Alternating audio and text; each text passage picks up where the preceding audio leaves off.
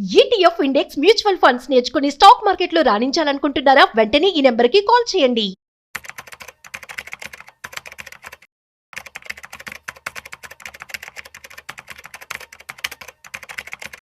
చాలా మంది mutual funds investment చేస్తూ ఉంటారు. కానీ ఇందులో రిటర్న్స్ అనేవి ఎలా వచ్చాయి, ఎట్ ది సేమ్ టైం అసలు నిజంగా నాకు ప్రాఫిట్ వచ్చిందా లేదా అని చెప్పి తెలుసుకోవడం చాలా ఇబ్బంది పడుతూ ఉంటారు. సో దీనికి సంబంధించి అసలు క్యాలిక్యులేషన్స్ అనేవి మనం ఎలా చేసుకోవాలి, అసలు ప్రాఫిట్ వస్తుందా లాస్ వస్తుందా, అసలు ఎలా మనం నేర్చుకోవాలి, ఈ విషయాలన్నీ కూడా మనం తెలుసుకోబోతున్నాం. సో వీడియోని మిస్ అవ్వకుండా ఎండ్ వరకు చూసేయండి. సో వీటి గురించి మనతో చెప్పడానికి ఇవాళ మనతో ఉన్నారు qualified personal finance professional Rajeshwar Reddy గారు. సో వారి మాటల్లోనే అడిగి తెలుసుకుందాం. హాయ్, హలో, నమస్తే, వెల్కమ్ టు సుమన్ టీవీ. నేను మీ Rajeev Pasupuleti. So let's start. Hi sir, నమస్తే. నమస్తే అండి. సార్ ఎలా ఉన్నారు? ఫైన్ అండి.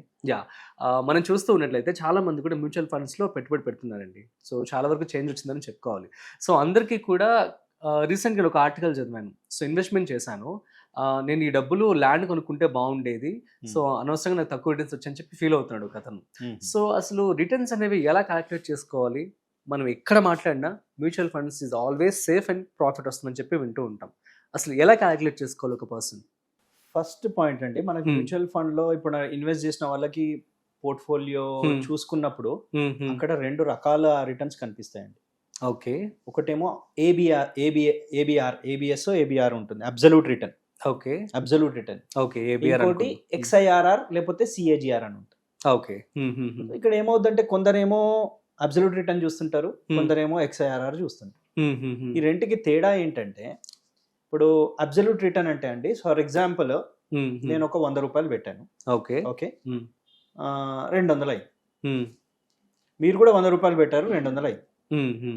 నేనేమో 1 year లో నా 100 కాస్త 200 అయింది. ఓకే. ఆర్ 5 years లో నా 100 కాస్త 200 అయింది. నేను అబ్సల్యూట్ రిటర్న్ చూసినప్పుడు ఏంటంటే నాకు 100% అని చూపించింది. మీది కూడా 100 కాస్త 200 అయింది. మీరు ఎక్స్ఐఆర్ఆర్ చూస్తే 20% చూపెట్టింది. ఓకే. అంటే ఇక్కడ డిఫరెన్స్ ఏంటంటే, అబ్సల్యూట్ రిటర్న్ అంటే ఎక్స్ ఎన్ని ఎక్సెస్ అయింది, ఎక్స్ 2x అయింది. 1 year లో అయిందా, 2 year లో అయిందా, 3 year లో అయిందా సంబంధం లేదు. అవును.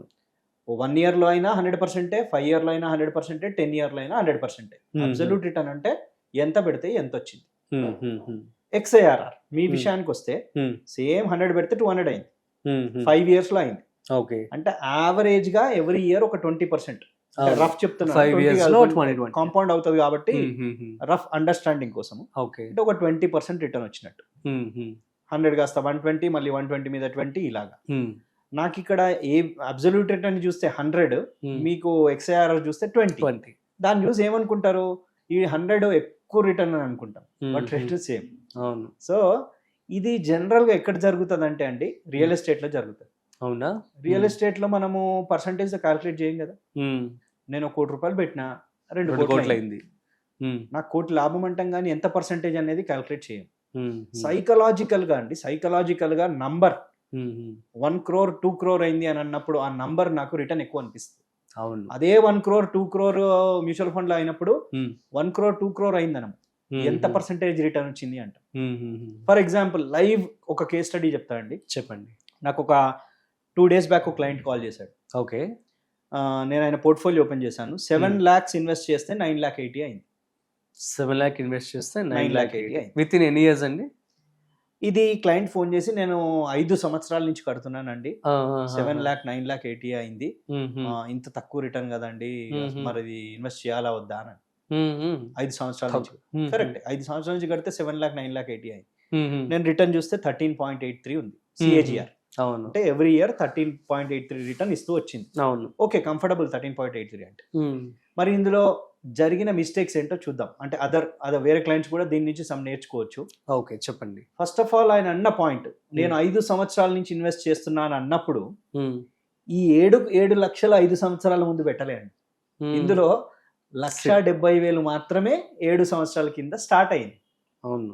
తర్వాత కొంచెం మేజర్ గా 2022లో స్టార్ట్ అయింది, అంటే 3 ఏళ్ల కింద. అంటే మన పర్సెప్షన్ చూడండి, యాజ్ అన్ ఇన్వెస్టర్ మనం ఎప్పుడు స్టార్ట్ చేసామో 100 రూపాయలు ఇన్వెస్ట్ చేస్తే 10 రూపాయలతో స్టార్ట్ చేసి మిగతా 90 మెల్లమెల్లగా యాడ్ చేస్తున్నాం. కానీ మన పర్సెప్షన్ ఎప్పుడు నేను 100 అప్పటి నుంచి ఇన్వెస్ట్ చేసినా అనే ఉంటది.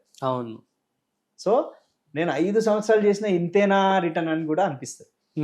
సో ఆ విధంగా నేను పోర్ట్ఫోలియో లోపలికి వెళ్ళినప్పుడు ఓకే 170 మీద మంచి రిటర్న్ వచ్చింది, ఎందుకంటే అది 5 సంవత్సరాల నుంచి ఉంది. ఓకే తర్వాత ఉన్నది 2022 3 ఇయర్స్ నుంచే ఉంది. దాని మీద ఎలాగూ మనకు కొంచెం తక్కువ ఉంటుంది. అవును ఓవరాల్ గా చూసుకున్నా కానీ 13.83 అంటే గుడ్ రిటర్న్. అవును సో అంటే ఈ పర్సెప్షన్, రియాలిటీ వేరు, పర్సెప్షన్ వేరండి.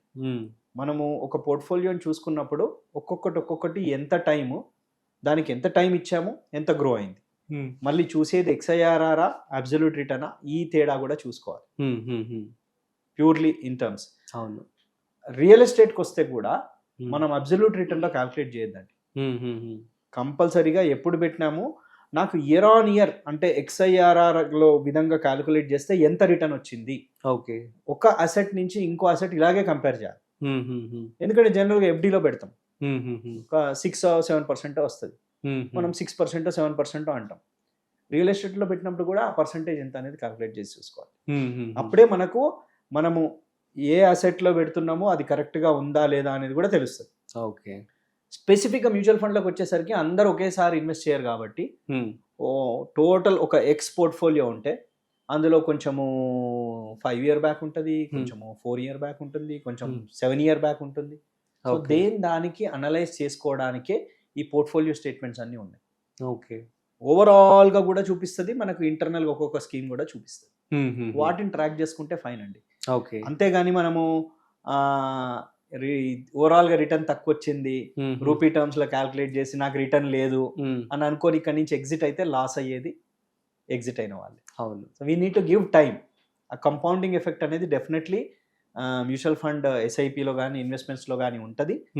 అండ్ మనము ఇంతకు ముందు మాట్లాడుకున్నట్టు మీకు గుర్తుంటే మొదటి ₹1,00,00,000 ఒక వీడియో చేశాను. అవును, మొదటి ₹1,00,00,000 రావడం చాలా కష్టం.